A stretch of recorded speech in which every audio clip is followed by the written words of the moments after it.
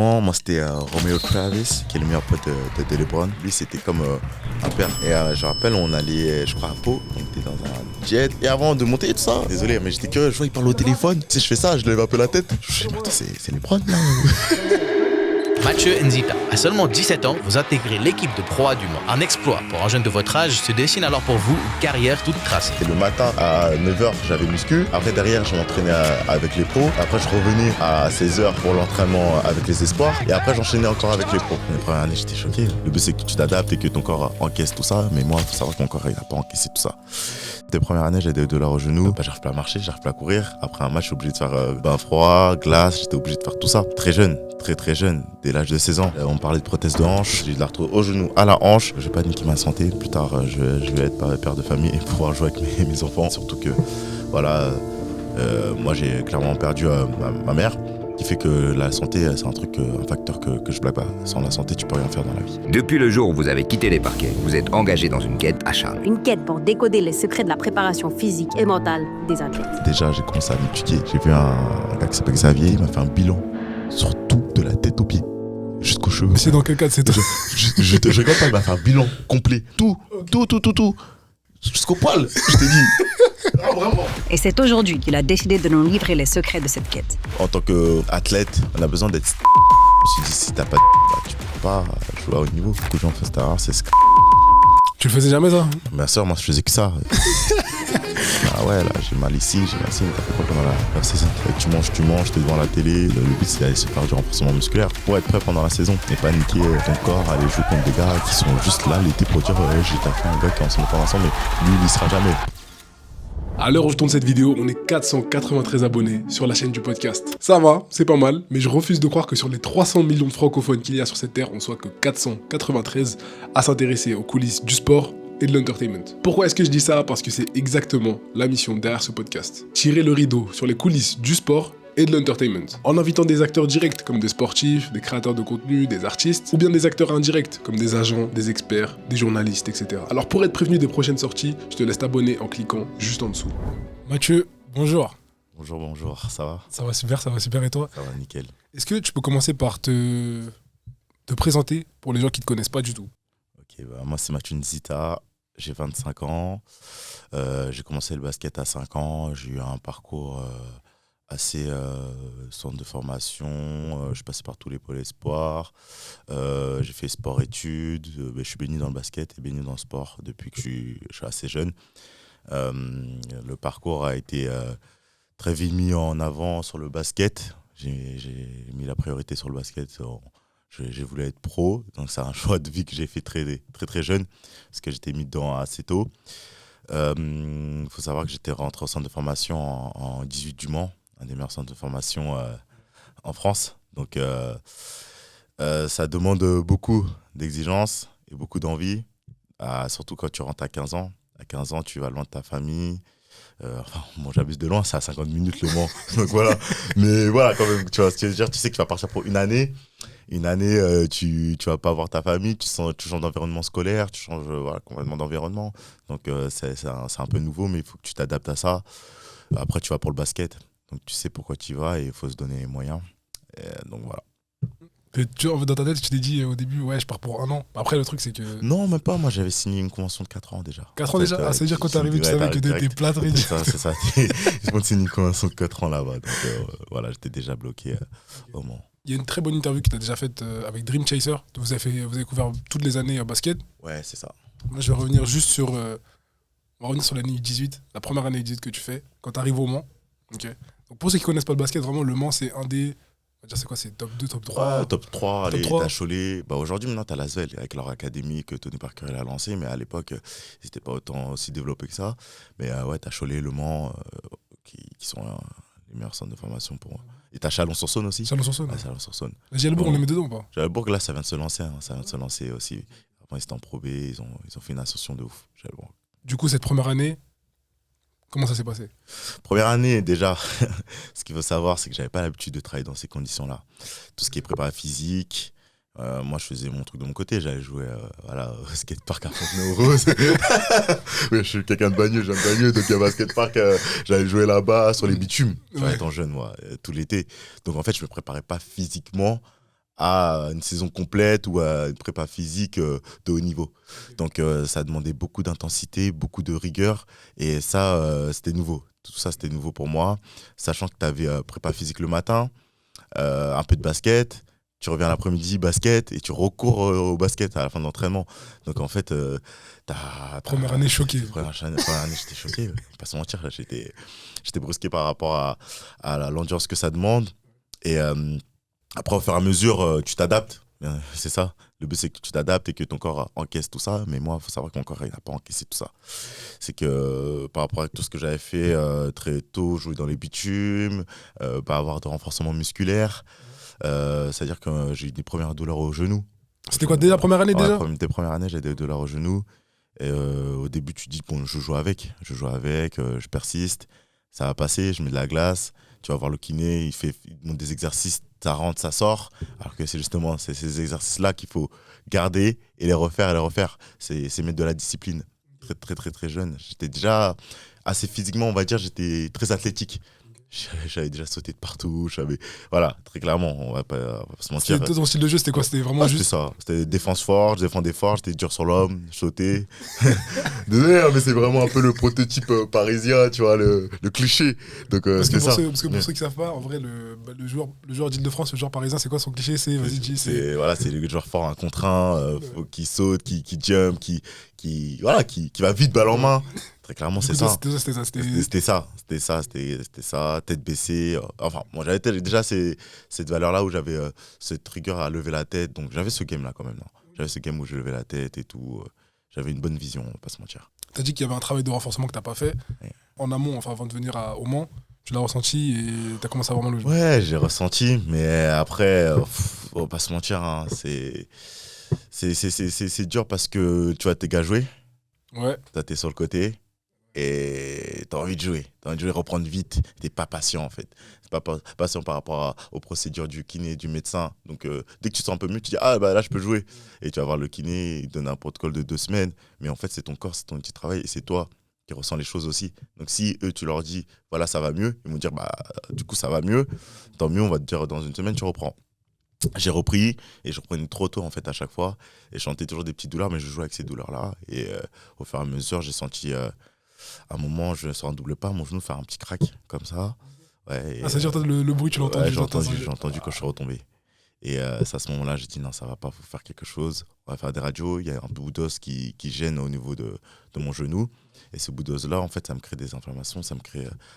j'arrive pas à marcher, j'arrive pas à courir. Après un match, je suis obligé de faire bain froid, glace, j'étais obligé de faire tout ça. Très jeune, très jeune, dès l'âge de 16 ans. Généralement, ça, c'est des blessures qui arrivent plus vers les coups de... Ouais, ça arrive plus à 25 ans, 28 ans, plus tard, 30 ans, parce qu'une carrière, sachant que ça va jusqu'à 34 ans pour les meilleurs, et ceux qui entretiennent bien leur corps, pourquoi pas jusqu'à 40 ans, mais c'est très très rare. T'as Marassi qui l'a fait, mais t'en as peu. Un peu qui tiennent des carrières. Tout le monde à 40 sans douleur. Bon, tout le monde a mal quelque part. Oui, tout le monde a mal quelque part, mais il faut gérer le seuil de douleur. En fait, il faut que tu aies un seuil de douleur. Tout le monde a des bobos. On va pas se mentir, mais si tu t'arrêtes toutes les 2 semaines, là, si t'as 1 an de contrat, tu t'arrêtes toutes les 2 semaines, tu sais que derrière, tu vas pas trouver de contrat. Et si tu as une famille à côté, c'est pas évident. Sur ça met de la pression. Sur ça, faut savoir gérer en fait son corps. Son corps, c'est son outil de travail. Okay. Et maintenant, c'est ce que tu fais maintenant ? C'est ça. Bah, là, actuellement, j'essaie de transmettre tout ce que j'ai pu avoir étant jeune en centre de formation, en U18 ou que ce soit en espoir, parce que je passais directement de U18. Après, je suis revenu, je me suis fait opérer l'été, ça s'est fait assez vite. Quand je suis revenu, j'étais au top de ma forme. Et du coup, j'ai fait des cartons. Comme physiquement, j'ai dit j'étais apte à défendre sur des personnes plus âgées. Du coup, espoir, et directement mis avec les espoirs. Et ça allait assez vite. Et moi, ça m'a séduit. Ça m'a pas que séduit moi, ça séduit aussi le coach pro. Tu vois, moi, le but, c'était dans ma tête, dès que j'arrive avec les espoirs. Après, la suite, c'est d'être pro. Voilà, c'est d'être pro. Et ça veut dire que je fais mon premier entraînement avec les pros, mais j'avais pas de contrat. Donc, je stressais. J'arrive avec les pros. J'avais avec l'âge 17, premier entraînement avec les pros, 17 et demi. Ça, c'était quoi ? C'était la 2e année, ça ? C'était la 2e année ? Ouais, j'avais 18 ans. Non, c'était ma 3e année. Ma 3e année. Je fais la prépa avec eux. C'est parce que de base, ceux qui sont censés s'entraîner avec les pros, ils ont un contrat dans le sens où on sait que c'est ça, espoir, pro. Exactement. Et toi, tu n'avais pas de contrat. J'avais pas de contrat et tout ça. Voilà. C'était juste, tu viens, tu montres ce que tu as à prouver et tu prends ce que tu as à prendre. Et en plus, je sortais de cours. C'est-à-dire que je devais aller vite, j'avais mon sac, même en plein cours. Hein. Je commençais à 10h, à 10h15, je reçois un message, boum, tu sors. J'avais le droit de regarder mon téléphone en cours pour voir si le GM m'envoyait un message, le général manager, pour aller directement à l'entraînement à 10h30. Il venait me chercher et boum, j'allais directement à l'entraînement. Sans échauffement, directement tu cours, tu veux aller go, on y va, tu check les gars, le coach pro t'explique ce que tu vas faire, tu vas défendre fort aujourd'hui sur Justin Cobbs, qui était le meneur américain. Qui était fort, qui est le cousin de Russell Westbrook d'ailleurs. Ah ouais, d'accord. Ouais. Ça veut dire que à 15h, enfin à 10h15, t'es en cours de maths et après à voilà, 25, tu défends sur le cousin de Russell Westbrook. Exactement, c'est ça. Donc c'est pas simple, le gars en plus il a des cannes, donc faut être prêt. Eux, c'est leur taf, ils sont payés pour faire ça, donc ils sont prêts mentalement. Eux, il faut se lever le matin pour faire ça. Donc c'est pas pareil, moi le matin je vais en cours, après. Bien sûr, bien évidemment, je suis pour le basket. Il faut être prêt pour aller au basket. Mais quand tu vas en cours, après, tu sais que tu dois aller à l'entraînement, c'est pas pareil. Tu sais que tu fais des maths. Après les maths, bref, voilà, c'est beaucoup de choses. Mais ce qu'il faut savoir, c'est que après le coach, il a beaucoup aimé ce que j'ai produit. Le coach pro. Le coach pro. Après deuxième année, j'avais 19 ans, donc je savais qu'ils allaient me proposer quelque chose. J'avais un contrat stagiaire. Donc, je fais l'alternance entre les espoirs et les pros. Mais beaucoup avec les pros. Beaucoup avec les pros, tous les entraînements avec les pros. Et c'est là où tu rentres vraiment dans le vif du sujet, où tu vois que tu es en capacité ou pas, par la suite, de te dire est-ce que tu as le niveau ou pas. Ouais, mais ça veut dire que pendant tes années sport, en fait, toi, tu as quasiment entraîné qu'avec les pros. Tu t'es entraîné avec les pros, j'étais avec les espoirs très tôt déjà, très jeune. En fait, j'étais très vite. Moi, j'étais avec la génération 80, j'ai vu la génération 95 carrément. Je suis 99. Et voilà, quand j'arrivais en espoir, il y avait la génération 95 qui finissait. Moi, j'ai pu jouer contre que tu peux connaître. J'ai pu jouer contre Elio Kobo, qui est 97. Après ça, lui était 97. 95. J'ai pas de nom comme ça en tête. J'ai pas de nom, mais voilà, j'étais avec Youssouf Afal. Okay. Dans mon équipe, il y avait Youssouf Afal qui fait 2m20, qui joue à Lasvel. Il y avait Jean-Philippe Dali, qui est actuellement à Reims, en Pro B. T'avais Jonathan Jeanne. Jean-Philippe Dali, il est pas passé aux États-Unis à un moment, lui ? Non. C'est pas lui ? Non, c'est pas lui. Ouais, on va couper. Non, gars, c'est pas grave, ça arrive. Jonathan Jeanne, je vois, c'est lequel. Du coup, Jonathan Jeanne. Il y a Jonathan Jeanne. Jonathan Jeanne qui a un problème de cœur, donc du coup il n'a pas pu aller à son rêve américain en NBA. Donc c'est des choses qui arrivent aussi, il faut être prêt à ça mentalement, c'est pour ça qu'il faut être bien entouré aussi. Si t'es pas bien entouré à ce moment-là, c'est très très très difficile.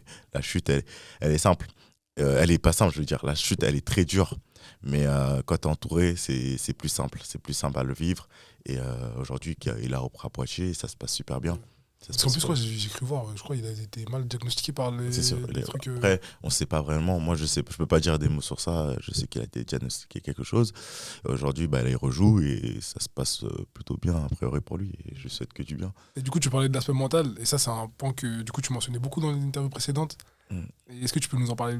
Déjà, ce qu'il faut savoir sur l'aspect mental, il y a plusieurs facteurs. C'est que aujourd'hui, on a la chance d'avoir les réseaux sociaux ou même d'avoir pas mal d'actualités qui vont arriver, les JO, où tu as pas mal de sportifs qui parlent de santé mentale. Ouais. Dernièrement, j'ai regardé Teddy Riner en parler. Il y avait le nageur aussi qui va faire les Jeux qui en parlait. Il y en a pas mal qui parlaient de tout ça. C'est Manodou, je crois. Ouais, Manodou, c'est ça. Il disait que voilà, aujourd'hui, la santé mentale n'a pas de prix et que justement, ça se développe de plus en plus. Parce que pendant la compétition, nous, on voit que le côté compétition. Le gars, il est prêt, mais on ne sait pas tout ce qu'il doit mettre en place pour être prêt à la compétition. Il passe par des blessures, il passe par des doutes, il passe par plein de choses. Et c'est là où tu dois t'accompagner par des spécialistes par rapport à tout ça. Moi, j'étais ma deuxième année, la première année où j'arrivais à Boulazac. Boulazac, du coup, ça c'était après Le Mans, ça. Après Le Mans. Après, okay. Mais au Mans, t'avais pas suivi psychologie ? Non, j'avais pas de suivi par rapport à tout ça. Et même toi, personnellement, je connaissais pas. Tu connaissais même pas du tout. Je connaissais pas ça. Okay, Je savais même pas ce que ça se faisait dans le sport, pour pas te mentir. Je connaissais pas tout ça. J'ai connu ça quand je suis arrivé à Boulazac. Je travaillais avec un préparateur mental qui s'appelle Julien Souton.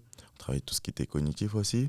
Et on travaillait aussi tous tes mouvements par rapport à, par exemple, je vais te montrer une couleur rouge et en même temps je vais te montrer un chiffre avec mes doigts, tu dois annoncer, c'est-à-dire que tu travailles ton cerveau, tu travailles en double tâche, triple tâche, tu travailles avec plusieurs tâches à la fois et avec plusieurs informations. Travailler plus d'informations t'aide à justement être plus réactif et même ça t'aide dans la vie de tous les jours, pas que dans le basket. Hein. Quand tu vas conduire, quand tu vas aller travailler, je sais pas, dans un bureau, à captiver l'attention de tout ce que tu fais, à regrouper toutes les informations, c'est très important. Et aussi, il y a ce facteur aussi de mental qui va aussi juger avec ta fatigue. On va dire si tu n'arrives pas à faire ça, c'est-à-dire que tu as un manque de concentration. Ce manque de concentration, sur le terrain, tu peux te blesser. Ok, ça veut dire que si par exemple tu performes mal lors des exercices avec. Par rapport à les résultats que tu peux avoir. Ouais. On sait les résultats que tu vas avoir, on a une base de données par rapport à ces résultats-là. Et si tu es moins bien, là on sait que tu es fatigué en fait. On sait directement que tu es fatigué. Que là, ça peut emmener à des blessures. Des mauvaises décisions quand tu es en match et tout. Ok. C'est sûr. Donc c'est un bon travail que j'ai eu par rapport à tout ça et ça m'a aidé. Aujourd'hui, je reprends un peu tout ça pour ce que je vais faire par la suite, enfin ce que je fais aujourd'hui par la suite. Ok, Donc, et vraiment, tu sens que ça aide. Est-ce que ça aide par exemple dans le jeu par exemple? Est-ce que des fois tu le sens, tu te dis ah ouais, le truc qu'on a fait la dernière fois, la semaine dernière, là je sens que je suis plus concentré, on arrive dans le 4e quart-temps et genre je suis plus. C'est ça. Tu le sens direct? En prolongation, tu as moins de fatigue. Tu sais comment gérer par exemple, tu as une faute en prolongation, tu vas aller au lancer franc, on va faire un travail de respiration. Il y a tout ça aussi.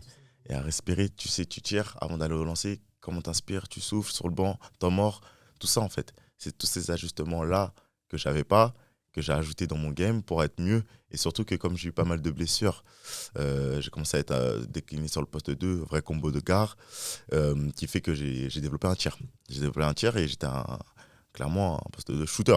Tu peux expliquer pour les gens qui savent pas ce que c'est un combo garde? Un combo guard, c'est quelqu'un qui bascule entre le poste 2 et 1, qui n'est pas meneur, qui n'est pas arrière, mais qui fait les deux. Quand le coach a besoin d'un meneur, il va dire allez go, vas-y, mais ce n'est pas ton réel poste. Nous, on a besoin de création sur le terrain, ou on a besoin de quelqu'un qui va shooter, on va le mettre au poste 2. Donc en fait, tu peux t'adapter sur deux postes-là. Alors que de base, toi, tu étais meneur. Ouais, j'étais meneur. Jusqu'à quel âge environ? Ça s'est allé très vite, jusqu'à mes 19, jusqu'à ma première pro, où j'étais justement, quand j'étais avec les pros, plus à l'aise, je veux dire, avec ces deux registres-là, ces deux postes-là. Et c'est là où j'ai développé ça, avec mes blessures. J'ai dit, faut s'acheter un tir. Faut s'acheter un tir. Mais après, j'ai toujours une bonne gestuelle, on va pas se mentir, j'ai toujours une bonne gestuelle, mais j'ai développé encore plus avec les années, avec l'expérience. Du coup, par rapport à ça, je me suis dit, si t'as pas de tir, tu pourras pas jouer à haut niveau. Et même le fait que tu sois explosif au début, dans tes premières années, t'étais quoi? T'étais un meneur gestionnaire ou t'étais vraiment le mec qui jamais attaque, dans attaque, attaque, pression? Jamais été dans la gestion, mais je mettais la pression, mais j'ai jamais été aussi le meneur fou. En gros, j'avais une bonne création. J'avais bien. En fait, j'étais entre les deux. J'étais dans la bascule entre les deux, mais c'était plus justement sur gérer cette pression au temps fort, temps faible. J'avais du mal à gérer ça. C'est-à-dire que quand je dis temps fort, c'est-à-dire là, il y aura un peu plus de pression, tout terrain. Quel système je vais annoncer? Parce que nous, là, on est devant, on a plus 5, il reste 1 minute. Qu'est-ce que tu dois annoncer comme système pour gérer ce temps-là? Parce qu'il reste 1 minute et tu as plus 5. C'est gérer cette gestion-là. Et c'est ça le rôle d'un meneur aujourd'hui. Le rôle d'un meneur, c'est vraiment gérer tout ça. Clairement, c'est comme si c'était le coach sur le terrain. C'est l'épaule droite du coach. On va se mentir. Sur ça, le choix du meneur, il est très précieux dans les clubs. Très, très précieux. L'axe 1-5, c'est pour moi sur le terrain, c'est les axes. Après, je dis pas que 2-3, c'est pas important. Au contraire, c'est eux qui vont rapporter plein de choses, du scoring, de l'aisance, de la création. Mais l'axe 1-5, c'est l'axe essentiel pour avoir une bonne base dans le basket. Ok. Et du coup, toi, maintenant, tu fais du scouting. Parce qu'on en a parlé un petit peu. Tu scoutes des joueurs. Je scout, c'est un grand mot. C'est aujourd'hui parce que j'essaie de reprendre une équipe sur des U17. On va le faire sur des U17. Donc, ça fait que je commence de bas. Le but, c'est de faire la meilleure saison possible. Et je suis en train de faire mon équipe petit à petit. T'as dit, tu commences de bas, t'as dit? Ouais, quand même. Le but, c'est de monter après. C'est pas de rester à ce niveau-là. Donc, il faut un début à tout. C'est ce que je dis à chaque fois. Faut pas être pressé. Faut pas être pressé parce que, justement, si tu vas aller trop vite, c'est là où tu te casses. Tu rentres directement dans le mur. Il faut commencer tranquillement, avoir une bonne base, prendre de l'expérience. Parce que j'ai 25 ans. Là, aujourd'hui, je me mets dans le coaching. Et on va pas se mentir, c'est rare que des jeunes, on va dire des joueurs qui ont eu beaucoup d'expérience, se mettent très tôt dans le coaching. C'est rare, on n'en a pas beaucoup. C'est quoi, généralement, il passe par quoi? En général, on va pas se mentir, c'est à 35 ans ou fin de carrière, les gars, ils commencent à se lancer dedans. Mais eux, ils veulent directement, comme ils sont plus vieux, ils se mettent directement dans le coaching professionnel. Moi, comme je suis assez jeune, je vais aller étape par étape. Je me dis, j'ai étape par étape pour apprendre un maximum, enrichir un maximum d'expérience pour la suite être avec un bagage complet. Pour être honnête, le basket, j'ai vu que j'avais pas mal de blessures, que j'en avais marre aussi de me lever le matin avec des bobos de partout. Voilà. Pas se mentir. Les gens ils se rendent pas compte que c'est dur. C'est dur. Tu te lèves, tu peux pas marcher, tu peux pas poser le pied. Partout. C'est chaud. On parlait de prothèse de hanche. Je te check. Voilà. Moi aussi. Prothèse de hanche, je me suis fait opérer de la hanche. Arthrose. Arthrose. J'ai de l'arthrose au genou, à la hanche. Je vais pas niquer ma santé, très clairement. Pour le sport, plus tard, je vais être père de famille et pouvoir jouer avec mes enfants et pouvoir courir, pouvoir marcher, pouvoir rire, pouvoir rigoler. Surtout que, voilà. Moi, j'ai clairement perdu ma mère, qui fait que la santé, c'est un facteur que je blague pas. Sans la santé, tu peux rien faire dans la vie. Donc, c'est sur ça que j'ai préféré me lancer très clairement dans le personal coaching basket et prendre une équipe aujourd'hui sur des U17. Dans le personnel coaching aussi, il y a un point sur lequel tu mets un gros accent, c'est le renforcement. Ouais, le renforcement. Tu me dis si je me trompe pas. C'est le renforcement. C'est que avant de faire les entraînements, on fait toujours une base de renforcement, mobilité, actif. Parce que justement, derrière, si on commence les entraînements, en fait, finalement, les ischios sont pas prêts, les chevilles sont pas prêtes, les genoux sont pas prêts, les quadris pas assez renforcés, ça va se péter. Ça va se péter sur le premier saut. Et moi, mon but, justement, c'est leur donner ces routines-là. Je ne sais pas si ça va leur servir ou pas, mais qu'ils les gardent en tête et se disent ça m'a fait du bien, donc quand je vais repartir en club, je vais le refaire. Et c'est ça le but d'un personal trainer, c'est de donner des outils, leur donner des outils et après ils s'en servent. Ils disent j'ai ça comme outil, j'ai ça et j'ai plein de choses dans mon bagage. Qu'ils le prennent ou pas, moi j'ai fait mon job, je ne suis pas magicien. Le but c'est de donner des outils et après ils ont fait ce qu'ils en veulent. Est-ce que tu peux donner pour les jeunes joueurs qui ne connaissent pas, est-ce que tu peux donner la différence entre renforcement et la muscu, simple, pur et dur? Tout simplement, tout ce qui est muscu, on peut travailler sur l'hypertrophie, tout ce qui est force, voilà. On va mettre de la force, l'hypertrophie, tu vas gonfler, voilà, comme on peut voir certaines personnes sur les réseaux ou à l'extérieur. Voilà. Nous, en tant que, on va dire, sportifs, athlètes, qui font du sport collectif, qui font des sauts, qui font des déplacements, qui font beaucoup de déplacements en défense, en attaque, on a besoin d'être stable et fixe. C'est-à-dire d'avoir un bon tronc, un bon corps, un travail de renforcement des abdos, un travail des épaules solides, avoir une bonne rotation, une bonne mobilité, on va dire un bon renforcement au niveau de tes ischios, tes quadris, parce que tout ça va globaliser sur tes genoux. Si tes ischios sont faibles, comme je disais tout à l'heure, tes quadris sont faibles, tes genoux ne vont pas tenir. Quand tu dis globaliser, ça veut dire que genre, je fais un nombre de sauts, je fais tellement de sauts dans la journée. Tellement de sauts, pas la journée, pendant l'année. Parce que l'entraînement, tu as la charge d'entraînement. Moi, je vais te dire, ma charge d'entraînement, ce que je faisais, c'était le matin à 9h, j'avais muscu. Après, derrière, je m'entraînais avec les pros. Okay. Après, je revenais à 16h pour l'entraînement avec les espoirs. Et après, j'enchaînais encore avec les pros. Ouais, là, ça fait, je sais même pas combien de sauts, mais c'est... Tu prends tous les sauts que tu fais dans la journée, plus le match le week-end. Et si tu n'es pas bien renforcé, bien reposé, parce que le travail, c'est aussi après. Hein. C'est pas que travailler. Tout le monde pense que c'est ça, c'est grind. Mais en fait, le grind, c'est globaliser la chose. C'est le repos, le sommeil, bien manger. Et c'est sur ça que tu vas être encore plus fort. Si tu veux être sur la longue durée, quand tu vois les Cristiano Ronaldo, les LeBron, il n'y a pas de secret. Les gens pensent LeBron, il est trop fort. Mais pourquoi il est fort, en fait? Ils ne se rendent pas compte pourquoi il est fort. Après, bien sûr, il y a le talent. Il y a le talent qui parle. Et ça, c'est un truc que je mets le nez dessus, c'est que, bien sûr, on a tous un don, on a tous le talent. Mais le talent, ça s'entretient avec le travail. Et le travail, c'est tout ce que je disais, c'est travailler correctement, justement, sur le renforcement musculaire, pour être bien sur le terrain, et derrière, bien se reposer, bien manger, pour justement encore être plus fort et performer sur la longue durée. Si tu joues jusqu'à 35 ans, c'est un choix. Hein. Il y en a, ils vont jouer jusqu'à 28, il y en a, ils vont jouer jusqu'à 25. Mais c'est un choix après par rapport à ce que toi tu veux faire, par rapport à ta vie. Et est-ce que toi, du coup, quand tu étais dans tes jeunes années au Mans, est-ce que c'était un travail que tu faisais ou pas du tout? C'était pas développé comme aujourd'hui. Hein. Aujourd'hui, quand tu vas sur les réseaux, tu as tout. Tu sais. T'as tout. T'as juste à taper même sur YouTube entraînement Jemoren, tu verras, il aura des élastiques. Tu vois pourquoi il a des élastiques, le coach va expliquer pourquoi il met des élastiques au niveau de l'ascension de ses genoux. Tu vois, ils vont tout expliquer. T'as tout. Moi, il n'y avait pas, c'était le développement d'Instagram à l'époque. Ouais. Toi, c'était encore les Instagram, c'était juste ouais, des photos. voilà, des petites photos comme ça. Même les clubs, ils n'avaient pas Instagram, pour te dire. Ah ouais, non, Tu vois. c'était une autre époque. C'est une autre époque. C'est-à-dire que moi, j'ai juste les highlights. Je tapais highlight Derrick Rose. J'étais fan de Derrick Rose, tu vois. Donc, je voyais des quêtes partout. Moi, je dis, je vais faire la même chose. Mais je savais pas ce qu'il fallait faire à côté. On savait pas. Sa routine, bon, forcément, bah. Et j'avais pas sa routine. Il n'y a pas de routine, il n'y avait rien du tout. Et qu'est-ce qu'on voyait? On voyait les gars pousser de la fonte, en fait. C'est tout. Et on a vraiment ces bases de données-là. Toi, c'est le modèle que tu as suivi. Toi, c'était la fonte. Moi, c'est pas. Après, moi, j'avais un suivi avec le club. Moi, c'est pas moi qui est arrivé. Moi, j'aimais pas la muscu. Hein. Ah ouais? Moi, quand on me parlait de muscu, j'étais là en mode, moi, j'aime pas la muscu. Faut pas quand j'aimais. Hein. J'ai appris à aimer. J'ai appris à me créer, en fait, comme je dis, une bulle.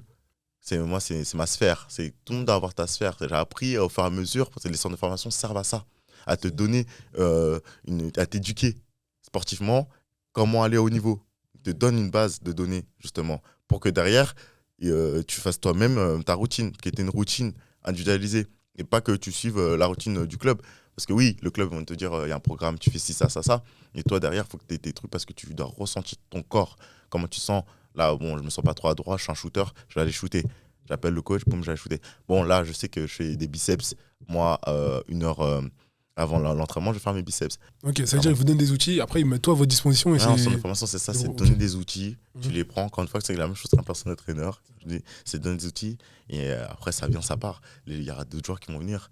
Tu vas pas rester jusqu'à tes 40 ans en centre de formation. Donc c'est vrai. Donc en vrai, il faut que tu prennes vite les informations. C'est ça en fait qui fait que la différence entre un jeune qui comprend très vite les choses, qui va aller très vite en professionnel, et un autre, c'est lui qui aura très vite compris qu'est-ce qu'un pro.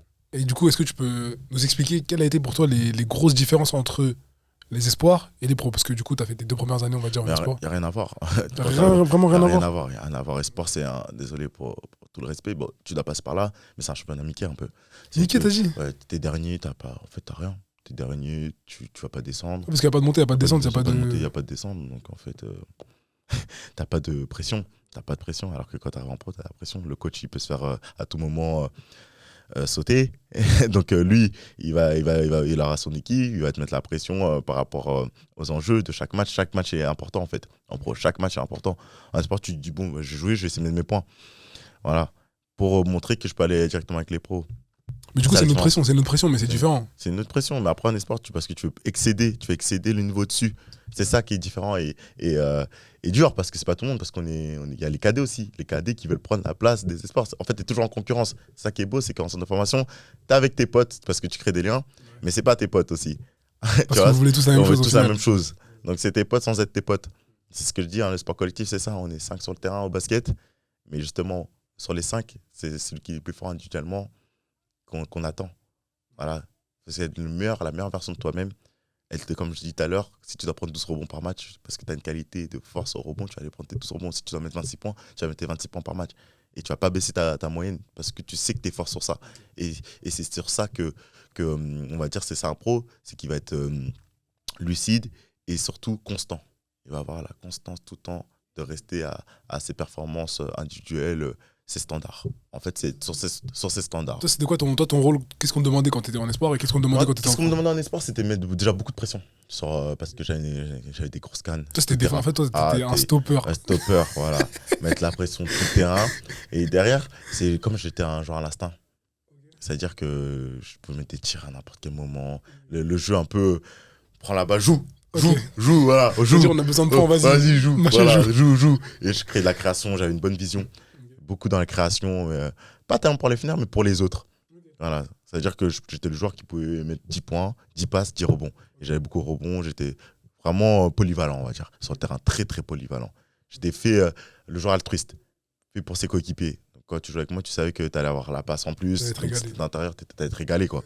tu sais que quand lui, il est là-bas, tu dis yes, il est là-bas, je vais lui faire la passe, il va tirer, et là, il va marquer. En fait, tu te régales, quoi, tout simplement. J'étais ce genre un peu comme ça où où tu te prends du plaisir à être avec lui. Ça, c'était avec les espoirs, on va dire, avec les pros, c'était la même chose. J'étais pareil. Ok. Je même pas mon game, j'étais pareil. Après, ils demandaient plus justement d'efforts en espoir, parce que comme j'étais avec les pros, ils me demandaient un peu plus avec les espoirs. Ok. Mais en fait, je me contentais, mais je faisais juste ce que j'avais à faire. Ok. Et en fait, ils me demandaient plus. Ils demandaient quoi? Ils demandaient Plus de tout. Plus de tout, C'est ce qu'on demande. Ils demandaient plus et il y avait une génération 2001 qui arrivait, qui était très très forte, qui est Mathieu Gauzin, il y avait Kenny Baptiste, qui est 2000, Jacques Eyoum, qui ont tous fait l'équipe de France. Qui nous ont lavé quand on les a joués plusieurs fois. Parce que moi j'étais à Évreux, ils nous ont tarté. Et bref, c'est la vie. C'est la vie. Mais ça, c'était la génération juste. Qui était derrière. Deux générations derrière toi. Une et deux. Une et deux. Du coup, tu mets en valeur cette génération-là, qui est logique. Donc, la génération 99, bye. Chacun doit trouver un nouveau club. Et la génération 2000-2001, on met en avant. Donc, moi, derrière, je suis parti à Boulazac. Boulazac, j'ai signé 2 ans là-bas. Mais il te restait encore 2 ans d'espoir. Ouais, 2 ans d'espoir. Et je fais mes 2 années là-bas où j'ai eu pas mal de pépins physiques. Dès ma première année. Après ma deuxième année, j'ai un problème de famille. Après, je reviens à Covid-19. Donc voilà, j'ai enchaîné pas mal de choses en peu de temps, qui fait que tu te remets en question. Et il faut se regarder dans la glace, il faut savoir se regarder dans la glace et se dire, bon, aujourd'hui, j'ai eu ça pendant 3 ans, j'ai enchaîné plein de choses. Qu'est-ce que tu peux faire pour continuer à te nourrir et à vivre? La vie, elle ne s'arrête pas qu'au basket. Voilà, tout simplement. Et aujourd'hui, je vis encore du basket parce que je suis peut-être pas sur le parquet à jouer et tout ça, mais je suis dedans encore. Je suis dedans et je suis pleinement content de ce que je fais. Je prends du plaisir. La notion de plaisir, c'est le facteur numéro 1. Et la décision de la prendre, de se dire j'arrête. Je l'ai prise, je sais, enfin, c'est un niveau différent, ça n'a rien à voir. Mais le fait de se dire, vas-y, j'arrête. C'était comment? Pour être honnête avec moi, en fait, ça s'est fait naturellement. Tout s'est fait naturellement. C'était réfléchi au fur et à mesure parce que, oui, j'ai voulu refaire une année en National 2. Je suis parti du côté de Sorgues. Mais après mon année en National 2 à Sorgues, c'était soit je me refaisais une santé et on montait en National 1 avec Sorgues. Et derrière, voilà, je continue avec la National 1. Mais je voulais pas refaire des années en National 2 à rester comme ça. Parce qu'en fait, National 2, t'es pas pro. T'es clairement pas pro, t'es semi-pro. Donc à côté, il faut faire quelque chose. Donc après, je fais une année à Vanves. Et c'est quand je fais mon année à Vanves, je développe tout ça, en fait. J'avais déjà développé tout ça. Quand tu dis tout ça, tu parles du coaching personnel. Ouais, j'avais déjà développé ça, mais c'était plus doucement, plus calme pendant mes années de remise en question par rapport à mes blessures et tout, après le Covid. Mais vraiment, ça s'est fait naturellement quand j'étais à Vanves et j'avais déjà préparé tout ça. C'est pas un travail que tu fais comme ça du jour au lendemain, boum. Non, c'est vraiment un travail sur petite durée, sur le long terme. En fait, c'est parce que moi, j'ai pas vécu cette fameuse phrase. Beaucoup de joueurs vivent cette petite mort-là, en fait. Cette petite, on va dire, c'est... Tu fais un deuil par rapport à ta carrière parce qu'en fait, toute ta vie, tu as fait que ça. Toute ta vie, tu as fait que ça. Tu as fait que ça. L'année, tu faisais ça. L'été, tu faisais ça. Tu te préparais. Le septembre, tu savais que tu allais reprendre le championnat. En fait, tu suis le cursus. Voilà. Et là, moi, j'étais dans autre chose parce qu'on m'a mis inconsciemment. C'est des trucs que j'ai pas choisis, mais Dieu a fait que je devais vivre ces expériences-là. Donc, toutes les expériences que j'ai vécues, en fait, au final... ça fait que je suis l'homme que je suis. La transition, elle s'est faite naturellement. Après, je ne vais pas dire que ça a été simple aussi, mais avec les blessures, les machins, je ne pouvais plus vivre tout ça, en fait. Je ne pouvais plus. À un moment, il faut faire des choix de vie. Et comme j'ai dit, moi, je veux être épanoui. Je suis quelqu'un qui vit beaucoup avec la paix. Et là, je suis en paix avec moi-même. Hein. Donc, avec tes genoux et ta hanche aussi. Ouais, genoux, hanche, parfait, nickel, je peux me lever le matin, j'ai pas de stress, je ne dis pas je vais aller défendre tout terrain sur un meneur rapide. Non, là, je suis tranquille, je suis en paix avec moi-même. Donc ça va aller. Et puis du coup, je veux bien qu'on revienne sur cette période avant où tu commences à développer l'activité de coaching. Et comment ça se passe en fait? Comment est-ce que toi, à cette période-là, tu fais en sorte pour gérer ta saison et le coaching? Ce qui est très simple, c'est qu'avant, tu as 3 entraînements dans la semaine. Tu as 3 entraînements. Donc, qu'est-ce que tu fais à côté? C'est simple. Tu dois développer quelque chose. C'est justement avant, tu n'avais que ça à faire. C'est-à-dire que toi, tu sais, tu n'avais pas d'études, tu n'avais pas de... Non, j'avais que ça. Et justement, c'est là, dans les clubs comme ça, où tu dois profiter pour développer un truc à côté. Mais justement, ce genre de clubs sont faits pour ça. Pour que tu te développes à côté et pas que tu restes que sur le basket. Et leur but, c'est que tu te développes dans le marketing, peu importe, mais que tu ne penses pas que basket parce que c'est pas professionnel. Tu n'es pas professionnel en N2. Après, bien sûr, le week-end, tu as match. Donc ça demande pas mal de choses. Et moi, comme je fais beaucoup de muscu, beaucoup de basket, d'entraînement individualisé, c'est-à-dire que je fais avec eux de temps en temps, avec mes patients, et ça fait que tu te crées des pépins inconsciemment parce que tu vas aller jouer après à l'entraînement. Et c'est ça qui est dur, c'est de suivre ce rythme-là. Donc je me suis dit, ce rythme, plus ça, plus ci, plus ça, plus les déplacements, parce qu'il y a des déplacements bien sûr, parce que tu joues en championnat de France quand même, en National 2. Suivre le rythme, il a été compliqué. Suivre le rythme, ça a été très très compliqué pour moi. Et à un moment, je me suis dit, c'est bon, continue à développer ce que tu fais avant, continue sur cette lancée-là. Et de toute façon, le reste, ça va suivre naturellement. Tu aimes cet épisode du podcast, alors j'aimerais te demander un petit service. La vidéo n'est pas encore terminée, mais j'aimerais qu'en commentaire, tu me laisses le nom d'une personnalité que tu aimerais voir sur un prochain épisode. Et si tu n'as pas d'idée, tu peux me laisser l'intitulé d'un sujet. Pareil, il faut que ce soit proche, soit du sport, soit de l'entertainment, que je viendrai traiter avec un expert lors d'un prochain épisode. Disons, moi, je suis un joueur que tu suis, avec qui tu travailles, et je suis un bon shooter. Okay. Qu'est-ce que tu vas me conseiller de faire, et sur quoi est-ce que tu penses que je devrais travailler? Ok. Par exemple, en tant que shooting guard, t'es un bon shooter. Moi, déjà, c'est garder ton geste, garder ta gestuelle. Tu dois garder ta mécanique, c'est-à-dire mettre en valeur ta mécanique pour qu'elle soit fixe. Fixer ta mécanique. Plus ta mécanique sera fixe, plus tu vas reproduire le même tir. C'est ça qu'on dit quand on voit les Steph Curry. Ils répètent les mêmes choses, ils répètent les mêmes gestes, ils répètent le même gestuel. Plus tu répètes le même gestuel, plus tu seras adroit. Il n'y a pas de mauvais geste. C'est ce que je suis en train de dire. Dans le basket, tout le monde dit ouais, mais moi j'ai une mauvaise gestuelle. L'adresse ne définit pas la gestuelle. C'est pas pareil. Et après, d'ailleurs, on va se challenger à mettre de l'adresse. On va travailler beaucoup sur la motricité fine. Moi, c'est comme ça. C'est quoi motricité fine? Tu peux définir moi, en fait, c'est, tu vois, tout ce qui est doigt, en fait, c'est à la fin, la finalité de ton geste. Comment tu vas accompagner ta balle. Ta balle, tu l'accompagnes. Quand tu dribbles, on sent la sensation de la balle. C'est sentir tout ce que tu fais, en fait. C'est important pour que derrière, tu arrives, que tu sois relâché, ton relâchement aussi. Et travailler sur différentes situations de tir. Parce qu'en match, tu as plusieurs situations de tir. Tu peux être derrière un stagger, double stagger, tu tires. Double stagger, c'est deux écrans qui suivent. Deux écrans, boum, tac, en shooter, catch and shoot. Donc en fait, tu dois travailler sur plusieurs aspects, même avec la fatigue. Courir, boum, attraper, shooter, mais avec intensité, avec des appuis. Parce qu'en fait, un shooter doit savoir shooter sous tous les angles. Le même travail mental, c'est que tu as 0 sur 8. T'es tout seul, tu vas le tirer. Et si tu rates, t'as 0 sur 9. Bon, il faut que tu acceptes que. Ah, sur le shooter, il est pas simple. Hein. Il est pas simple. Tu dois toujours te remettre en question. Et derrière, t'as pas mis tes tirs, tu vas aller à l'entraînement, tirer. Et tu vas tirer pour que derrière, en match, tu les mettes. Mais on te fait confiance. Parce que toi, du coup, t'as fait ce travail de. Ouais, ce rôle-là, j'ai ce rôle-là. Et du coup, comment t'as fait la transition? Comment ça s'est passé vraiment dans le day-to-day? Vraiment, tous les jours, qu'est-ce que tu faisais? Moi, pour être honnête, en fait, j'ai eu pas mal de coachs aussi qui m'ont accompagné sur ça. J'ai eu pas mal d'exos, j'ai eu tellement d'exos, pas mal de choses. Mais moi, j'avais mon truc à moi aussi. Mon année à Sorgue, j'étais accompagné avec un autre shooter qui s'appelle Loïc Menuge, qui est genre rushé en National 1 cette année. Et on faisait 200 tirs. On était obligé de faire 200 tirs le vendredi, la veille de match. Voilà, si on ne les faisait pas, ça veut dire que tu te réveilles 200 tirs. Ah, 200 tirs et tout ça. On allait en muscu, après on faisait nos 200 tirs. Et même dans la semaine, tout seul individualisé. En fait, on était obligé, dans la semaine, nous faire nos 200 tirs. En shooter, shoot. Si tu shootes pas, tu vas pas les mettre le week-end. C'est pas, tu vas arriver le week-end, boum, par magie. Il n'y a rien qui fait par hasard. Rien qui fait par hasard quand on voit les Steph Curry, les Klay Thompson. Ces gars-là ont shooté. Après, bien sûr, il y a le talent qui va avec. Mais le talent, comme je dis, ça s'entretient. Mais toi, parce que de base, t'étais quoi? T'étais pas un shooter. Donc toi, t'as dit que t'étais pas un shooter naturel, mais t'avais une bonne gestion. J'ai développé parce que, comme j'ai dit, j'avais déjà ce côté.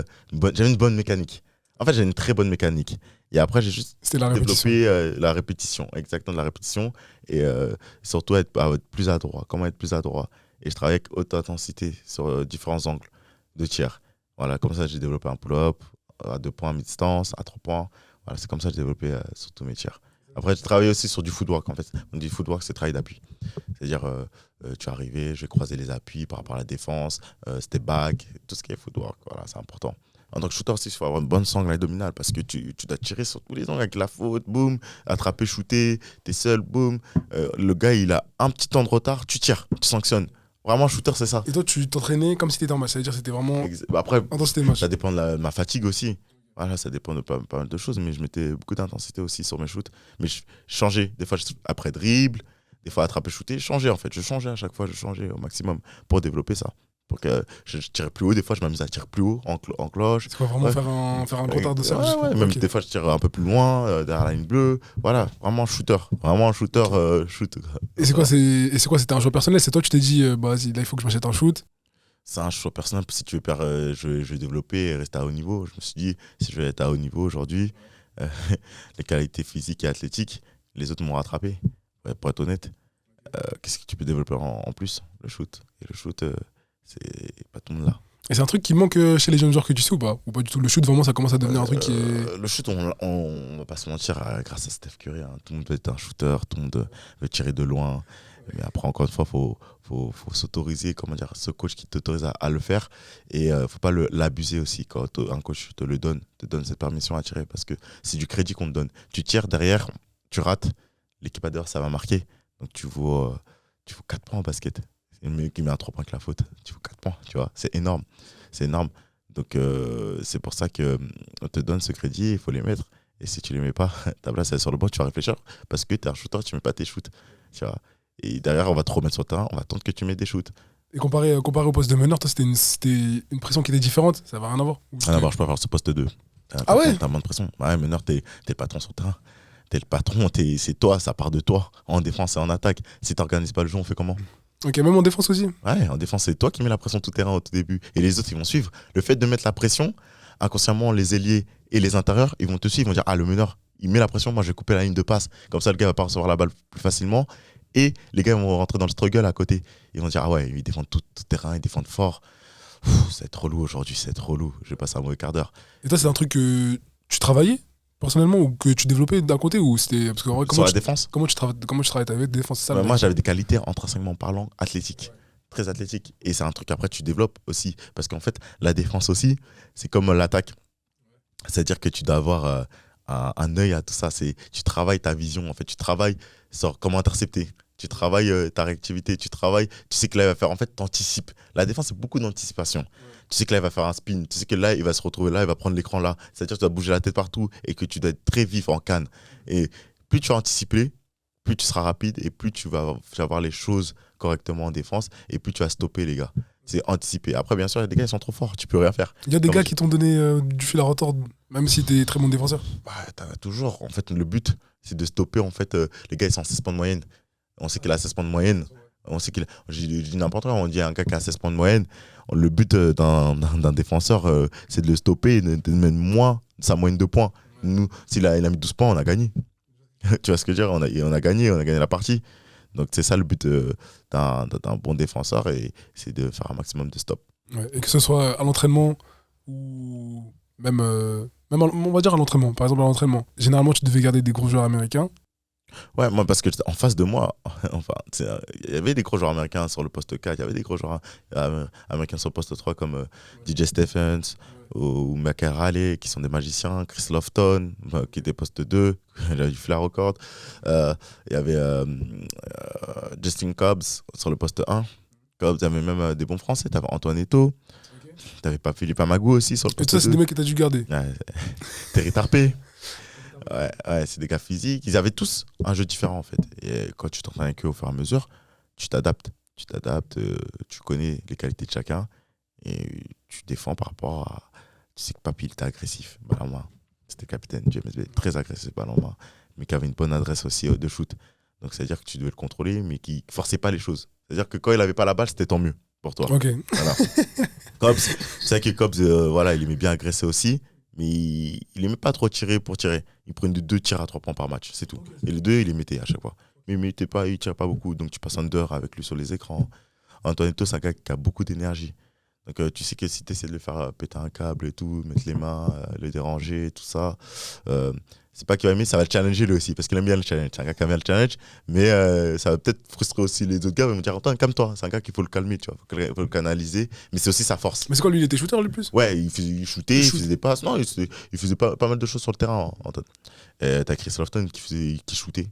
Donc lui, il fallait être sur son maillot, il fallait le pousser, qui n'était pas physique, mais il fallait le pousser. Ça, c'est des galères. Voilà. Ça.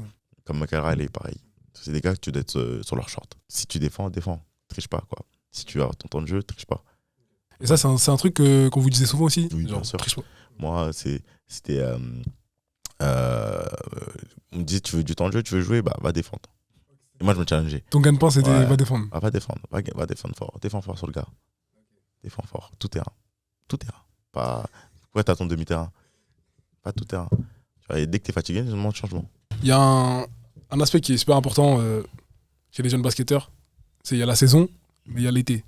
Comment est-ce que toi, de ton plus jeune âge jusqu'à ce que tu sois un jeune adulte, tu préparais tes étés? Bah, tout simplement, en fait, ce qu'il faut savoir, c'est que c'est par rapport à tes besoins. Par rapport à tes besoins, par rapport à la saison. Si tu as eu des blessures, si tu sens que tu as besoin de travailler en force, tu as besoin de travailler en explosivité, tes besoins personnels l'été. Après, il ne faut pas se cramer l'été. C'est ça, beaucoup de gamins font cette erreur. Beaucoup de gens font cette erreur, c'est se cramer, aller jouer au playground ou faire des trucs inutiles, aller jouer contre le gars qui n'a pas de contrat. Tu le faisais jamais, ça? Bien sûr, moi je faisais que ça. Pur parisien, pur cliché parisien. Bien sûr, moi c'était playground. J'allais à Carpentier, j'allais jouer à gauche, à droite.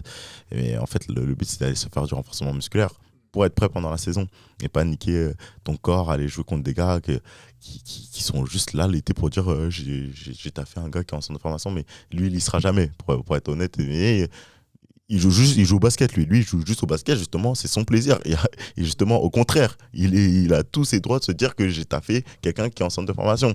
Au contraire. Lui, pour lui, il est gagnant. Ouais, il est gagnant. Mais toi, derrière, ça veut pas dire que tu dois rentrer dans un duel avec eux parce que toi, tu veux être payé, tu veux que c'est ton gagne-pain. C'est travailler intelligemment. Qu'est-ce que je dois faire? Avec qui? Comment? Qu'est-ce que je dois développer, encore une fois? Si je dois travailler sur mon tir, combien d'heures je vais travailler sur mon tir? Et bien sûr, mettre du cardio. De toute façon, à la prépa, on fait beaucoup de cardio en général. Ok. Parce que 2 semaines avant le début de la saison, tu sais que... 3 semaines. Moi, ouais, 2-3 semaines, c'est une bonne prépa. J'avoue, 2 semaines, c'est parfait. En vrai, 2 semaines, c'est parfait. Mais 3 semaines, je me laissais une semaine, tu sais, à remettre dans le bain. Et après, 2 semaines où on essaie de taper un peu plus, où on faisait pas mal de cardio, pas mal de muscu pour que j'arrive et je sois apte par rapport à la saison. Et surtout, arriver à affûter, c'est important. Pour pas arriver et te mettre une contrainte parce que t'es plus lent que d'habitude. On voit que t'as pris du poids en plus. Chaque année, quand je suis arrivé, boum, je fais en sorte d'être affûté. Et de toute façon, on te pèse, on prend ta masse graisseuse. Et je sais que pendant la saison, ça allait changer tout ça en fait. Je savais que pendant la saison, ça allait être ça va être plus sur l'intérêt des matchs et moins sur tout ce qui est muscu, tout ça, parce que tu as moins de temps à donner sur ça. Comment ça? Parce qu'en gros, si tu veux, tu fais pas mal de déplacements, tu fais pas mal de trucs, donc si tu rajoutes de la muscu, c'est de la fatigue. Donc des fois, il vaut mieux aller faire une séance de kiné. En fait, travailler intelligemment. Quand je parle travailler intelligent, c'est ça. Il vaut mieux aller faire une séance de kiné que de se dire, je vais aller shooter ou aller faire de la muscu. Mais il vaut mieux privilégier sur tes besoins. Et c'est la même chose sur la off-season. C'est privilégier sur tes besoins pour pouvoir progresser et pendant la saison faire des cartons et progresser. Parce qu'il y en a beaucoup qui disent bah ouais, là j'ai mal ici, mais t'as fait quoi pendant la off-season? Pendant l'off-season, ouais, si t'étais dehors à jouer, voilà, c'est sûr que... même si t'as rien fait, voilà, tu manges, t'es devant la télé, ça paye pas, tu vois. Donc c'est important de se dire je me continue à me développer, mais qu'est-ce que de mes besoins personnels? Je suis un shooter, je vais entretenir mon shoot. Voilà. Et toi, t'es plus dans cette mentalité-là de se dire, vas-y, je vais entretenir ce que j'ai déjà et mes qualités que j'ai déjà, plutôt que je vais rajouter des trucs dans mon sac. Moi, je suis plus un peu des deux, sauf que je pars du principe que tes qualités, t'es payé pour tes qualités, donc on va attendre que tu sois bon sur ce domaine-là. Donc, il vaut mieux travailler sur tes qualités encore plus et être plus fort sur tes qualités. Plus tu vas être fort sur tes qualités et mieux tu seras sur le terrain. Et derrière, bien sûr, tu peux te rajouter des petits trucs, des petits bagages nouveaux que tu connais pas pour développer des nouvelles choses. Qu'est-ce qui est important? Je dis pas qu'il faut délaisser ça, mais plus tu vas travailler sur tes qualités, tu vas justement rester constant sur ça. Bah, c'est du pain béni pour l'école, c'est pour tout le monde et tout le monde sera content dans la partie. Toi-même, mentalement, tu vas prendre du plaisir sur le terrain. Tu prends du plaisir quand tu es bon à faire ce que tu sais faire. Quand vous étiez en centre de formation, est-ce que généralement ça vous arrivait de peut-être faire des bêtises en groupe, des trucs? Ouais, il y en a eu des bêtises. Comme on dit, pas vu, pas pris, mais une fois on a été pris. Et en fait, ce qu'il faut savoir, c'est qu'il y a le directeur sportif du centre de formation, il s'appelait Philippe Desnaux, qui n'est plus directeur sportif aujourd'hui du centre de formation, qui passait rarement dans les couloirs, mais ça le prenait de temps en temps de partir dans les couloirs pour voir si c'était propre, tout était rangé. Il était très comme ça aussi. Donc voilà. Donc nous, on devait tout le temps prendre des petits déj en fait. Sinon, ils mettaient une croix comme quoi on n'avait pas pris le petit déj, tout ça. Après, ils nous convoquaient. Pourquoi t'as pas pris le petit déj? Qu'est-ce qui s'est passé? Et tout ça. Donc, ils faisaient en sorte qu'on se réveille, qu'on avait de la discipline à chaque fois, qu'on avait un bon réveil, qu'on allait à l'entraînement. Militaire. Et voilà, militaire. Et il se peut que nous, avec mon gars Bref 2, on avait ramené une play. Nous, on avait ramené une play dans le champ. Ouais, en fait, si tu veux, t'avais les douches qui nous séparaient. T'avais ta chambre tout seul, mais t'as juste les douches qui te séparent. Okay. Et nous, la play, on l'a mis avec la télé dans la douche. C'est-à-dire que tout le monde venait le soir dans la chambre et tout. Parce que nous, on était un peu plus. On était sur notre 2e année. Donc, on était un peu les plus grands.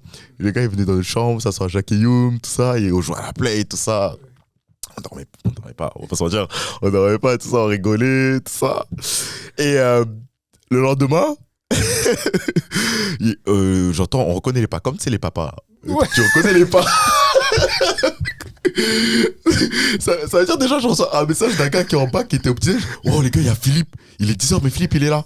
Et nous, on avait entraînement à 10h30. Et d'habitude, nous, 10h10, on est tous en bas, on va tous ensemble à l'entraînement. Et là, nous, on voulait pas aller prendre le petit-déj. On s'est dit, on avait négocié avec le surveillant qui nous mettait une croix comme quoi on est allé. Et puis voilà. Philippe, il monte. Tout. J'entends, je fais putain. Oh là là, il y a Philippe Teno et tout ça. Et là, j'ouvre la porte parce que quand je te dis, il y a juste les douches qui nous séparent. Je dis, Brahim. Ibrahim, il vient de se réveiller. Il y a Philippe. Donc, du coup, Brahim, nous, on est cramés. Tu vas te réveiller, tu ouvres ta porte et tout ça. T'es comme ça. Il fait, tu vas te réveiller. Il dit, c'est pour ça, ça fait 2 entraînements. Vous n'êtes pas à l'heure. Je comprends mieux, tout ça et tout. Et là, il commence à ouvrir toutes les portes de tout le monde. Tout le monde. Il ouvre la porte de Jacques. Jacques, il est comme ça en train de dormir dans son lit. Jacques, il est dans son lit. Et non, il commence à crier, tout ça et tout. Oh, tu te réveilles et tout. Oh, de grandeur. Vous faisiez quoi? Et tout ça. Tu vois, il pète un câble. Flagrant délit. Ouais, flagrant délit. Et en fait, il dormait, il ronflait, tout ça. Du coup, il est comme ça et tout. Mais c'est pas le petit truc que tu fais en CDF qui est normal quand t'as 16 ans, entre 15 ans et 18 ans. Ce qui est logique, et tu fais plein de petits trucs comme ça. Mais le truc, c'est que derrière, tu dois te corriger. C'est comme un papa en fait, le directeur sportif. Et la play, il l'a pris ou pas? Il savait pas pour la play. Il savait pas? T'inquiète pas, la play, elle était dans la salle de bain, on a fermé les 2 portes. On l'a rangée en vitesse. Et puis voilà, la télé était rangée à chaque fois. Parce que bien sûr, il passait dans nos chambres, il vérifiait, il faisait attention à tout ça. Si tout était bien aménagé, tout était bien plié. Donc t'inquiète pas, on mettait une valise, on mettait la play dans la valise. Mais c'est plein de trucs comme ça, comme on dit, pas vu, pas pris. Mais faire attention à ça aussi, pas mettre ta carrière en péril dans un centre de formation pour des bêtises comme ça. Mais c'est des trucs, étant jeune, que tu fais, quoi. Pour clôturer cet épisode, j'ai posé la question à Mathieu si au Mans, il y avait un joueur qui avait fait office pour lui de mentor, qui l'avait accompagné pendant tout son chemin, du début du centre de formation jusqu'au passage avec les professionnels. Quand j'étais au Mans, moi c'était Romeo Travis, qui est le meilleur pote de LeBron, donc qui ont joué ensemble quand ils étaient au lycée, avant qu'il aille en NBA et tout ça. Ce qu'il faut savoir, c'est que lui, c'était comme un père. Tu sais, c'est un gars qui aimait bien communiquer avec les jeunes. Il était très à l'affût de tout. Et il a quoi, 4 enfants, 4 ou 5 enfants. Donc, c'est un papa, quoi. Et lui, assez drôle. C'est un gars assez drôle et tout ça, assez pisse. Pourtant, quand tu regardes sa tête, on dirait pas. Hein. Ah ouais? Il est drôle, il est pisse, c'est de ouf. Et je me rappelle, on allait, je crois, à Pau. La Cortez, on était dans un jet, on était dans le jet et tout. Il monte, je crois, moi je suis derrière le jet c'est petit. Ouais. Mais lui, attends, mais un jet. Ouais, le jet privé, ouais. Jet privé? Ouais. Ok. Ouais, on va à Pau et tout ça, c'était loin, parce qu'on avait un autre déplacement après, il voulait enchaîner vite. Il était devant moi. Ça, personne ne le sait, mais moi, t'inquiète pas, j'étais à l'affût. Et avant de monter et tout ça, je vois, désolé, mais j'étais curieux, je vois, il parle au téléphone. Tu sais, je fais ça, je lève un peu la tête. Je dis, mais attends, c'est LeBron, là. Tu sais, je suis en mode. Tu vois, j'ai pas osé lui demander, tu vois. Mais ouais, c'était bien LeBron, ouais, il parlait avec LeBron au téléphone. Mais après, on va pas faire la groupie, on va pas faire. What's up, LeBron? How you feel? Non, calme, tranquille, c'est son gars. Et voilà, il parle au téléphone avec. Alors qu'au fond de toi, t'avais envie de. Non. Après, moi, j'ai jamais été comme ça, en vrai. Ah ouais? Ouais, j'ai jamais été en mode. Parce que même, t'as dû croiser des joueurs. Après, en vrai, c'est des genres deep elite, quoi, que j'ai croisé. DJ Stephens aussi. DJ Stephens qui est un marsupilami, lui, il fait que de sauter partout. Il a des qualités incroyables. Le gars vole. Pas il vole, mais il vole. Voilà, tu vois. Et lui, pareil. si je peux te raconter, une fois, on est à l'entraînement, premier entraînement, et moi, je voyais que sur les réseaux. Premier entraînement, Mais tu savais déjà. il savait déjà, mais il fait son rider sans élan. On se regarde tous, waouh. What the hell? Tu vois? What the Mais, fuck? mais ça veut dire, mais ça, pour les mecs comme toi, ça veut dire les alley-oop et tout. Ouais, lui, par contre, on savait, tu sais qu'on s'habituait au fur et à mesure. Ouais, à l'entraînement, quand il faisait son truc, on savait, on s'en foutait, tu vois. On connaissait. Mais c'est toujours impressionnant quand même, j'abuse, c'est toujours impressionnant. C'est impressionnant de Les fou. vidéos de lui, on dirait que il vole. c'est un montage. Il vole. Bah, il fait pas, hein. C'est des aliens, hein. C'est comme Victor. Il y en a, ils s'en fait comme ça et c'est Dieu qui leur a donné. Hein. Donc bon, il y en a, ils disaient, je vais travailler mon programme détente tous les jours et toi, jamais cette détente. C'est impossible, c'est chaud. Il y a des trucs comme ça, ça se travaille pas. Ça travaille pas. D'ailleurs, au niveau de la détente, on va dire ta détente par exemple. Sur niveau renforcement, qu'est-ce que toi tu travailles? Qu'est-ce que tu préconises pour la détente? Déjà, sécuriser tous ces tendons. Tous ces tendons, cheville, genoux et mobilité. La mobilité, tu dois grave la faire parce que c'est ça qui va faire que tu vas mieux te déplacer et mettre de la vitesse. Si tu veux gagner de la détente, en vrai, plus tu vas courir, plus tu vas travailler en vitesse et plus justement tu seras léger. Tu seras léger. Ouais, Ça veut dire si dans ton approche du saut, t'es rapide, tu vas monter. Ouais, tu vas monter, c'est ça. Mais sur ça, il faut avoir un bon renforcement musculaire aussi. Tu vois, travailler tout ce qui est cheville et la globalité, travailler en iso, position statique, tes quadris. Même tu peux travailler tes ischios comme ça. Tu peux travailler. En fait, même tu peux travailler de plusieurs façons. Même ton haut du corps, tu peux travailler en ISO. Quand on dit ISO, c'est quoi? ISO, c'est des positions statiques en fait. Tu t'es positionné en statique. Ça veut dire je fais un squat et genre je m'arrête au milieu. Voilà, tu t'arrêtes et tout, 3 secondes. Après, tu pousses, boum. Voilà. Ou 30 secondes en fente. Voilà, pour exemple, pour les quadris.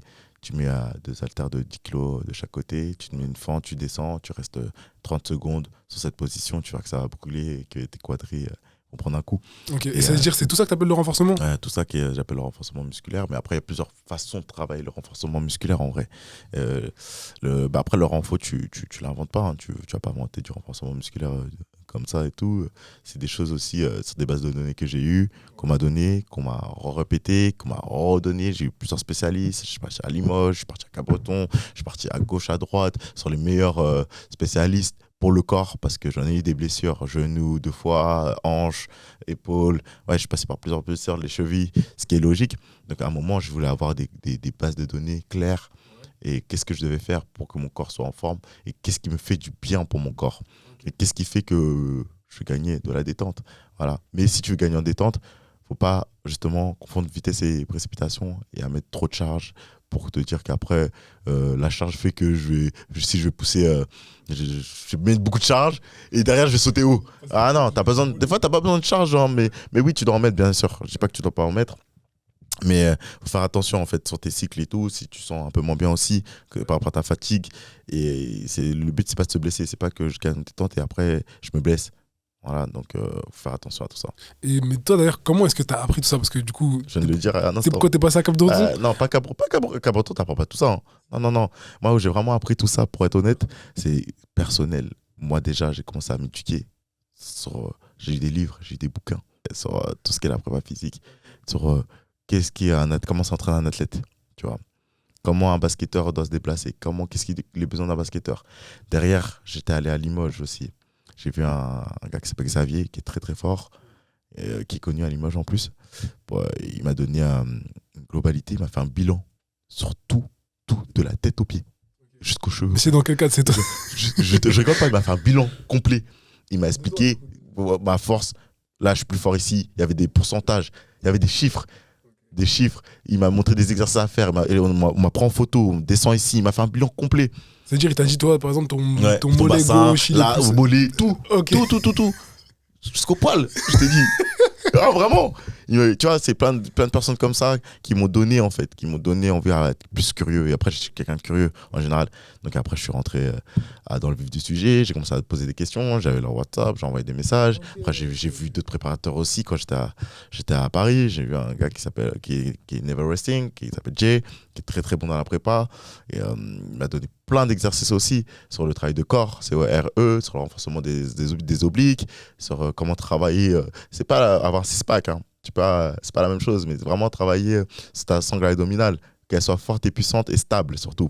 Et c'est ça on appelle le travail de corps et qui est important pour pour un athlète. Ouais. En gros, c'est pas l'esthétique, c'est la fonctionnalité. Exactement, exactement. Parce que voilà, et on va dire que par exemple, tu vas travailler sur un travail où tu vas faire des crunchs, ok, ça va être beau pour la plage et tout. Parfait, nickel. Mais après, je dis pas qu'il faut pas en faire aussi. Tu travailles aussi ta chaîne abdominale, consciemment. Mais voilà, nous, on va travailler sur vraiment en force ici. On va mettre par exemple un élastique, on va tendre les bras ici, et on va rester statique encore en iso. Et après, on va bouger en même temps. Et sur ça, t'as la zone d'Hirashi, qui est la zone avec le dos qui est liée avec les lombaires. Ça s'appelle comment ? La zone d'Hirashi. Ok, d'Hirashi. Qui est liée avec les lombaires. On va essayer le plus fort possible, parce que les lombaires aussi, c'est lié avec ces zones-là. Toutes ces zones-là, c'est lié. Et plus tu vas être fort ici, plus tu vas mettre de la force pour un boxeur. Pour les boxeurs, par exemple, quand il sait pas, il met un coup n'importe où. Il sait pas comment gérer sa force. Bah, ça part d'ici, en fait. Ça part d'ici. Et plus cette zone-là va être puissante, et plus tu vas savoir mettre un punch. Après, encore une fois, il y a le talent qui va avec aussi. Mais il y a le travail. Le travail, ça s'apprend à travers pas mal de gens, mais compétents, qui m'ont donné pas mal d'outils. Pas mal d'outils de travail. Et aujourd'hui, je le reprends. Et aujourd'hui, je me sens bien physiquement. Aucun pépin. Je me lève le matin, comme j'ai dit. Pas de soucis. Même j'avais des problèmes de voûte plantaire. Donc là, maintenant, pas de soucis. Ça veut dire, en fait, tu as d'abord utilisé ce qu'on a utilisé sur toi. Enfin, tous les conseils qu'on t'a donnés pour te régler, de régler tout ce que tu avais à régler. Il y avait du taf. Il y avait du boulot. Il y avait du taf. Pendant 2 ans, j'avais pas joué. Il y avait vraiment du boulot, la remise en question, travail personnel, comme j'ai dit, psychologique aussi. Après, le travail physique, et j'en ai travaillé avec des personnes. J'en ai vu du monde. Je leur dis merci d'ailleurs, toutes ces personnes qui ont pu m'aider. Et je vais t'encore aider, bien sûr. Je dis pas que c'est fini, bien sûr, on apprend des autres. C'est ça que je dis. Les gens, ils veulent tous être selfish, comme on dit, mais tu apprends aussi des autres. T'offrir aux autres, c'est aussi important. Je suis quelqu'un de très ouvert aussi dans la communication, dans tout ce qu'il peut y avoir sur les réseaux. Dès que quelqu'un m'envoie un message, j'essaie de répondre à tout le monde. Je ne suis pas le gars qui va être fermé. Non. Mais après, bien sûr, si c'est un bon message pour son plus, pour qu'il progresse. Voilà. Donc, c'est important. C'est important de s'ouvrir et apprendre des autres. Et apprendre des meilleurs. Même apprendre. T'apprends tout le monde. C'est pour ça que même dans mes coachings, j'apprends de mes joueurs là. Je vais apprendre c'est comme ça que je vais progresser, c'est comme ça que tu progresses. Il y a rien de mieux que d'apprendre de l'humain, mais à bonne essence bien sûr, et dans des bonnes circonstances pour pouvoir progresser. Bon, ça là tu vas être en plein dedans. En vrai, j'avoue, je suis un peu excité de voir ce qu'ils vont faire les jeunes. On verra bien, mais bon, déjà il faut faire une équipe. Tu as aimé cet épisode du podcast, alors je te laisse un autre épisode juste ici. Et pour être prévenu lors des prochaines sorties, abonne-toi.